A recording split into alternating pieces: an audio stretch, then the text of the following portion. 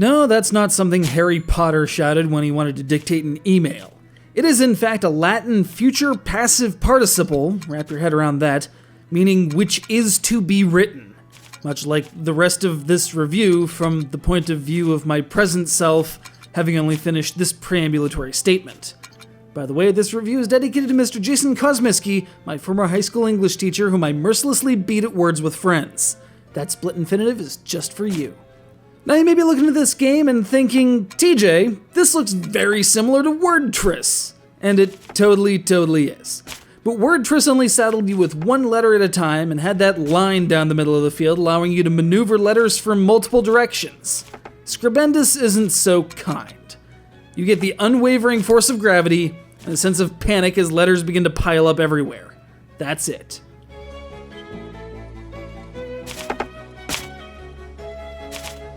Unlike its great uncle Wordtris, Scribendus couples its letters as they fall, meaning whatever diphthong or syllable falls from the sky has to remain intact, unless you break it up by suspending it over a cliff. Gravity works after all. Also, while Wordtris was kind enough to let you start off with 3-letter words, this new hotness demands no less than 4 letters at a time. And after ascending a couple levels, 5 becomes the new baseline, and so on. The challenge ramps up significantly, though it does everything it can to be fair. It even publishes a chart of its letter frequency and offers boffo bonus points for using those outlying letters indicated by bolder colors. The two titles share the same mental wall, though. A grid full of letters is very difficult to navigate when you're on such a strict timetable dictated by falling blocks, and unless you've got several games under your belt, you're likely to make a bevy of misplays. And once you've made those misplays, they sit there and stew and stare you in the face, refusing to move, unfazed by all but the daintiest chips at their sides as you assemble words on the periphery. Man, look at me thesaurusing it up here.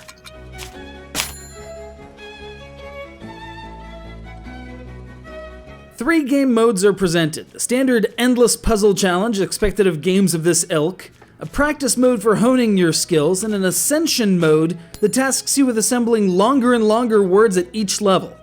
It seems easily by that time you'll have your 4s down pat, but making sure that you can get the right letters on the right elevations for words you're still formulating, as well as simply finding the right letters in lieu of Wordtris' wildcard blocks, can make for a tense and maddening experience. You will likely curse this game and its pompous Gutenbergian stylization. And then you'll play another round because, damn it, you're literate and you can do better than that, surely. And thus it goes on and on into eternity.